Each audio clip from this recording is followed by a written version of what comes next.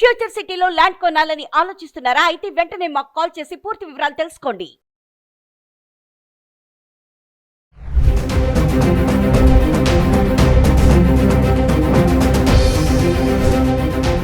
నమస్తే, welcome back to Suman TV. Present మనతో పాటు ఉన్నారు public speaker, family counsellor, motivational speaker Rajini Rama గారు. నమస్తే మ్యామ్. నమస్తే నవీన. మేడం, విశాఖ ఇన్సిడెంట్ మీరు చూసే ఉంటారు. సమత కాలేజ్లో డిగ్రీ స్టూడెంట్ సాయి తేజ్ ఎవరైతే ఉన్నారో మన సూసైడ్ చేసుకోవడం జరిగింది. కారణాలు ఏంటి అని చూస్తే లెక్చరర్స్ లైంగిక వేధింపులు అని చెప్పేసి, మరి ఈరోజు అయితే ఆ వాట్సాప్ చాటింగ్ ఏదైతే ఉందో అవన్నీ కూడా కీలకంగా మారాయని అంటున్నారు. మరి ఒక్కసారి మీరు కూడా ఫాలో అవుతున్నారు కాబట్టి, గతంలో చాలా వీడియోలో మనం మాట్లాడుకున్నాం ఇలాంటి, అంటే మెన్ లెక్చర్స్ ఎవరైతే ఉంటారో అరేంజ్మెంట్ చేస్తూ ఉంటారో ఆడపిల్లల్ని అని చెప్పేసి. ఇక్కడ చూడండి రివర్స్ చూస్తున్నాం మనం. అంటే ఉమెన్ లెక్చర్స్, మహిళా లెక్చర్స్ ఎవరైతే ఉన్నారో స్టూడెంట్ని లైంగికంగా వేధించారంటే, అంటే లైంగికంగా వేధించడం అంటే సరదాగా అనే మాటలా, లేకపోతే మనం అది ఏమైనా అనుకోవచ్చా? అసలు టీచర్ లెక్చరర్కి స్టూడెంట్కి చాటింగ్ ఏంటి మేడం? వాట్సాప్ చాటింగ్ చేయాల్సినంత అవసరం ఏంటి అసలు? అంటే ఒకసారి ఇప్పుడు మనం చెప్పుకుంటూనే ఉన్నాం, దారుణాలు రకరకాల దారుణాలు జరుగుతున్నాయి. ఇప్పుడు స్కూల్ టీచర్స్ కూడా ఆ మధ్య అబ్బాయిల్ని ట్రాప్ చేసి అబ్బాయిలతో అలా సరదాగా మాట్లాడడం కాదు, వాళ్ళతో సెక్సువల్ గా కమిట్ అయ్యి కొంతకాలానికి పట్టుబడి గొడవలు జరిగిన సంఘటనలు కూడా మనం చూసాం. ఇది కాలేజ్ ప్రొఫెసర్స్ అంటే వాళ్ళకి అధ్యాపకులు అంటారు వాళ్ళని. అంటే వాళ్ళు ఆ స్థాయిలో ఉండి ఎంత గౌరవనీయమైన స్థానం కదా ప్రొఫెసర్ అంటే. మెడికల్ కాలేజ్లో, ఇంజనీరింగ్ కాలేజెస్లో ప్రొఫెసర్ అంటే అసలు ఆ ప్రొఫెసర్ని చూసే ఛాన్స్ కూడా తక్కువ దొరుకుతుంది. డిగ్నిటీ ఉంటుంది చాలా, అంటే అసలు ఒక రేంజ్లో ఉంటుంది గౌరవం వాళ్ళకి ఉన్నప్పుడు డిగ్రీ కాలేజ్. మరి అలాంటప్పుడు అది ఎందుకు దిగజారి ప్రవర్తిస్తున్నారు అని అంటే, ఇప్పుడు మనస్తత్వాలు, ఆలోచనలు మారిపోయినాయి కదా బయట. సో ఉద్యోగంలో ఉంటే ఏంటి, ఏ ఉద్యోగంలో ఉంటే ఏంటి, బయట ఏ పని చేసుకుంటే అందరూ సమానమైనటువంటి ఆలోచనలు, కోరికలతో రగిలిపోతున్నారు. ఇంకొకటి ఏంటంటే అట్రాక్షన్స్. చిన్నపిల్లాడు, 10 ఏళ్ల పిల్లాడు అందంగా ఉంటాడు, నువ్వు కోరిక పెట్టుకుంటావా వాళ్ళ మీద? ఇప్పుడు డిగ్రీ అబ్బాయి 20 ఏళ్ళు ఉంటాయేమో, 20 ఏళ్ళ అబ్బాయి మీద నీకు కోరిక. మరి అందంగా ఉన్నాడు, నిజమే చాలా అందంగా ఉన్నాడు అబ్బాయి, అందంగా ఉంటే నువ్వు మోసపడతావా? నీ కొడుకు అందంగా ఉంటాడు, నువ్వేం చేస్తావు? నీ కొడుకుతో కమిట్ అవుతావా? ఇప్పుడు విద్యార్థులందరూ కన్నబిడ్డలు అని భావించాలి అని అంటారు. టీచర్స్ అందరూ కూడా తల్లిదండ్రులు కన్నా ఎక్కువ కదా, తల్లి తండ్రి గురువు దైవం. అయితే వాళ్ళు పిల్లలు అందంగా ఉన్నంత మాత్రాన మోజు పడతారా? స్టూడెంట్స్ అసలు తల్లిదండ్రుల కంటే కూడా తల్లిదండ్రి గురువు దైవం ఒక స్థానం ఇచ్చారు కదా. మనం ఏ పూజ చేసినా అసలు ఫస్ట్ గురు బ్రహ్మ అని చెప్పి మొదలు పెడతాం, తర్వాతే శుక్లాంబరధరం అని చెప్పి మొదలు పెడతాం విఘ్నేశ్వరుడికి. అలాంటి స్థానం ఇచ్చినప్పుడు గురువులకి వీళ్ళు ఎలా దిగజారుతున్నారు? సిగ్గు, శరం, బుద్ధి, జ్ఞానం అసలు ఏమన్నా ఉందా? వాళ్ళు మనిషి బతుకుతున్నారా? అసలు వాళ్ళు తినేది అన్నమేనా? చాలా అసహ్యం వేసింది నాకైతే ఈ వినంగానే. ఇప్పుడు స్త్రీ అంటేనే గౌరవానికి మారు పేరు. ఆ రూపమే భగవంతుడు అలా సృష్టించినప్పుడు ఆ తర్వాత అమ్మతనాన్ని ప్రసాదించాడు. తర్వాత విద్య బోధించే స్థానంలో నువ్వు ఉన్నావు. ఆ స్థానం సంపాదించడానికి నువ్వెంతో కష్టపడి చదువుకున్నావు, ఎన్నో ఇంటర్వ్యూలు తీసుకుని ఆ ఉద్యోగం సంపాదించి ఆ వృత్తిలో నువ్వు ఉన్నప్పుడు అసలు నీకు ఎన్ని స్థానాలు అక్కడ? ఒక స్త్రీవి, ఒక తల్లివి, ఒక అధ్యాపకురాలివి, దానికి తోడు నువ్వు పడ్డ శ్రమ ఎంత ఉంది నీకు? గౌరవాన్ని ఇవన్నీ తీసుకొచ్చాయి. ఇవన్నీ తీసుకొచ్చినప్పుడు నువ్వు ఈ దరిద్ర పని చేసి ఎలా దిగజారిపోయావు?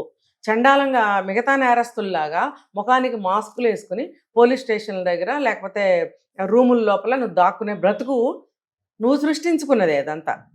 అంటే వీళ్ళని మనం గట్టిగా తిట్టినంత మాత్రాన లేకపోతే కొట్టినంత మాత్రాన అవ్వదు వీళ్ళతోటి. వీళ్ళకి ఏం చేయాలి అంటే ఒక సిగ్గులేని అవమానం చేయాలి వీళ్ళకి. అంటే ప్రొఫెసర్స్ అంటున్నారు కదా మేడం, వాళ్ళు ఒక స్టూడెంట్తో వాట్సాప్ చాటింగ్ చేయడము, ఆ రికార్డ్స్ నేను సైన్ పెట్టను అనడము. ఏంటంటే చెప్తున్నాను కదా, వీళ్ళకి ఒక 45 ఏజ్ ఏమైనా ఉంటుందేమో, వీళ్ళకి ఇంకా పరిణితి చెందలేదని అనుకుంటున్నాను నేనైతే.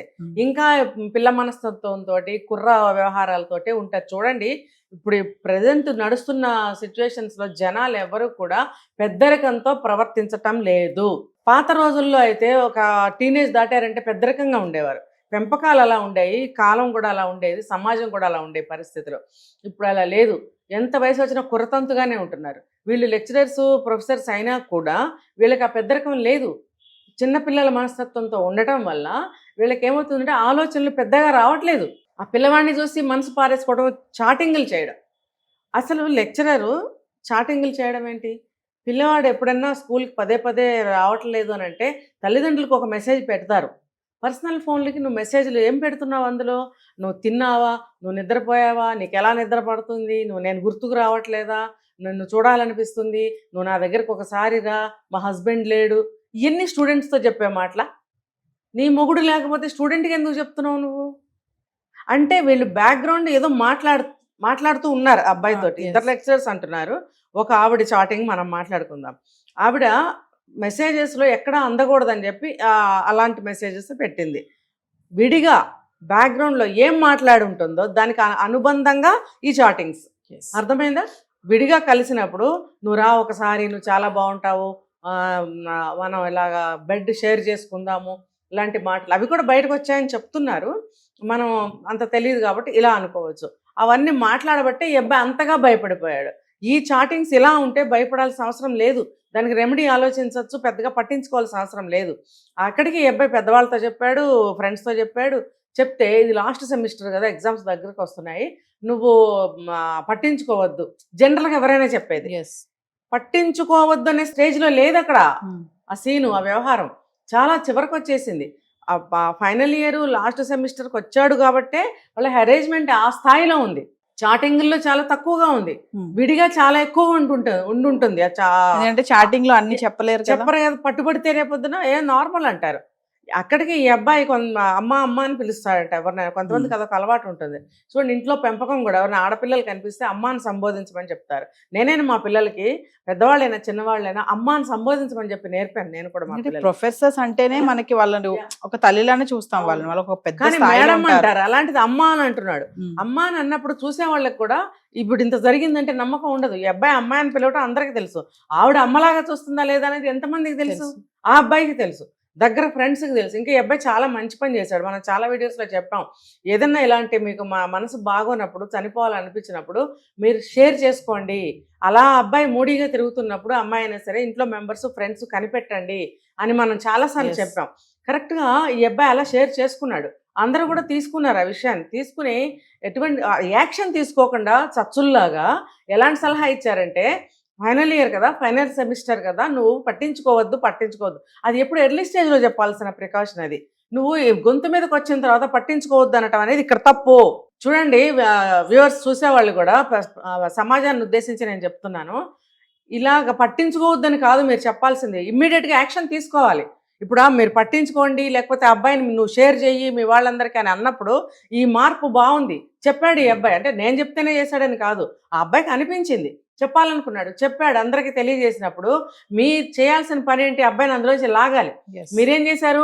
అందులోనే ఉంచి సర్దుకో అని చెప్పారు. ఫైనల్ ఇయర్ కదా, అయిపోతుందిలే, ఏం కాదు ఇది. అది ఎప్పుడు చెప్పాలి? మీరు ఎర్లీ స్టేజ్లో చెప్పాల్సింది. ఇది లాస్ట్ స్టేజ్లో చెప్పడం వల్ల ఆ అబ్బాయిని బలి తీసుకోవడం జరిగింది.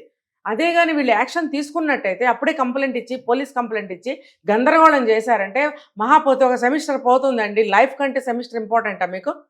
ఇప్పుడు లైఫ్ అయిపోయింది కదా, అసలు అబ్బాయే లేకుండా పోయాడు కదా. ఇప్పుడు మీరు పట్టించుకోకు అని అన్నది ఆ ఫలితం, మరి మీరు చెప్పిన సలహా ప్రకారం ఫలితం కూడా మీరే తీసుకోవాలి. కాబట్టి నేను అనేది ఏంటంటే, ఎప్పుడైతే అలా అన్నారు ఇమ్మీడియట్గా పోలీసులకు కంప్లైంట్ ఇచ్చి పడేయండి. ప్రికాషనరీగా Yes. మీరు యాజమాన్యానికి కంప్లైంట్లు ఇవ్వండి, లెటర్స్ పెట్టండి. ఈమె ఎందుకు సైన్ చేయదు, అందరినీ ఓకే చేసి ఈ అబ్బాయిని ఎందుకు పట్టుకుంటుంది, అందరినీ మామూలుగా కామన్గా లెసన్ చెప్పి ఈ అబ్బాయికి ప్రైవేట్ క్లాస్లో ఎందుకు చెప్పాలి అంటే, ఈ అబ్బాయిని బ్లాక్మెయిల్ చేయడం కోసము, కమిట్ చేయించుకోవడం కోసము, ఒంటరిగా కూర్చోబెట్టి ఈ అబ్బాయికి బ్రెయిన్ వాష్ చేయడానికి, ఒక ప్రైవసీ కోసం అబ్బాయిని అలా కూర్చోబెట్టారు. ఇంకా న్యాచురల్గా ఉండటం కోసం ఇంకా 2-3 అబ్బాయిలను కూడా లైట్గా ఇట్లా అడిగినట్టుగా అడిగి వాళ్ళకి సైన్ చేసి వదిలేశారు. Yes. మరి ఈ అబ్బాయిని ఎందుకు గట్టిగా పట్టుకుని సైన్ చేయలేదు? చివరికి మరి తల్లిదండ్రుల్ని సైన్ లాస్ట్ డే ఎగ్జామినేషన్స్ దగ్గరకు వస్తున్నాయి, తల్లిదండ్రులను పంపిస్తే పెడతారేమో అన్న ఆశతో పంపించిన అబ్బాయి అక్కడ కూడా ఆశను కోల్పోయాడు. నాకు ఇన్ని రోజులైనా పెట్టలేదు, నా మీద మోజుపడ్డ మనిషి, ఇప్పుడు లాస్ట్ డేట్ వచ్చేసింది, మా వాళ్ళని పంపిస్తే నేను వెళ్లకుండా పెట్టరు అనే నమ్మకం అబ్బాయికి వచ్చింది. వచ్చి పంపించడం అయితే పంపించాడు, కానీ తనకి నమ్మకాల ఆశలు లేవు. అందుకని చెప్పి ఇంకా నా లైఫ్ అయిపోయిందని సూసైడ్ చేసుకున్నాడు. ఏదైనా పొరపాటే కదా, తొందరపాటు అంటే Yeah. భయపడ్డాడని అనుకోవాలా ఇక్కడ, లేదంటే నా లైఫ్ ఇక్కడతో అయిపోయింది, ఎండ్ అయిపోయింది, ఇప్పుడు ప్రాజెక్ట్ సైన్ చేయకపోతే ఇంక నాకు లైఫ్ లేదు అని భయపడ్డాడు అనుకో. అందరికీ చెప్పాడు, మళ్ళీ కొంచెం చెప్పలేదా అంటే చాలా మంది ఫ్రెండ్స్తో షేర్ చేసుకున్నాడు. అంటే ఫైనల్గా మేడం యంగ్స్టర్స్కి అంటే ఇలాంటి సిచ్యువేషన్స్ ఎదురైనప్పుడు చూస్తున్నప్పుడు ఒక లెక్చరర్ స్టూడెంట్తో ఇలా లైంగిక వేధింపులు అంటే సరదాగా అనడము, టీజ్ చేయడము, కొంతమంది సెన్సిటివ్ ఉంటారు స్టూడెంట్స్ కూడా. ఇప్పుడు ఇక్కడ అదే జరిగింది అనుకోవాలి. ఫైనల్గా యంగ్స్టర్స్కి ఏం చెప్తున్నారు? ఇప్పుడు మీరు చెప్పినవన్నీ కరెక్ట్ పాయింట్స్. ఇప్పుడు తల్లిదండ్రులు మనం చెప్పుకుంటున్నాం పెంపకం సరిగ్గా ఉండాలని. ఇక్కడ ఏమైంది, పెంపకం ఇది కూడా సరిగ్గా లేదు.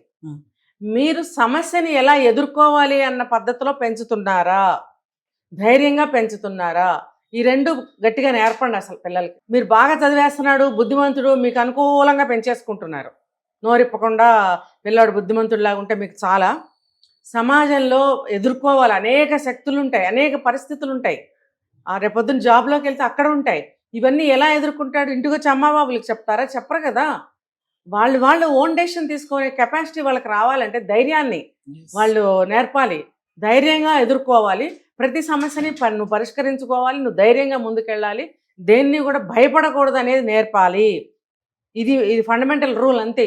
ఆడపిల్లలైనా మగపిల్లలైనా సమస్యను ఎలా ఎదుర్కోవాలి, మనం మాత్రమే ఓన్ డెసిషన్ ఎలా తీసుకోవాలి, దట్టు స్పాట్ డెసిషన్ తీసుకోవాల్సిన అవసరం ఎంతైనా ఉంటుంది ఏ మనిషికైనా. కింద నుంచి టాప్ వరకు తీసుకుంటే ప్రతి మనిషికి అప్పటికప్పుడు స్పాట్లో డెసిషన్ తీసుకునే సందర్భాలు అనేకం వస్తాయి. ఇంటికి వెళ్ళి అమ్మకి, నాన్నకి, మొగుడికి, కొడుకులకి చెప్పుకునే అవకాశం రాకపోవచ్చు, ఆ టైం ఉండకపోవచ్చు. నువ్వు ఓన్గా తీసుకునే అవకాశం ఉన్నప్పుడు నువ్వు తీసుకోవాల్సిందే. ఎవరు ఇచ్చే ఇది ఉండదు అక్కడ.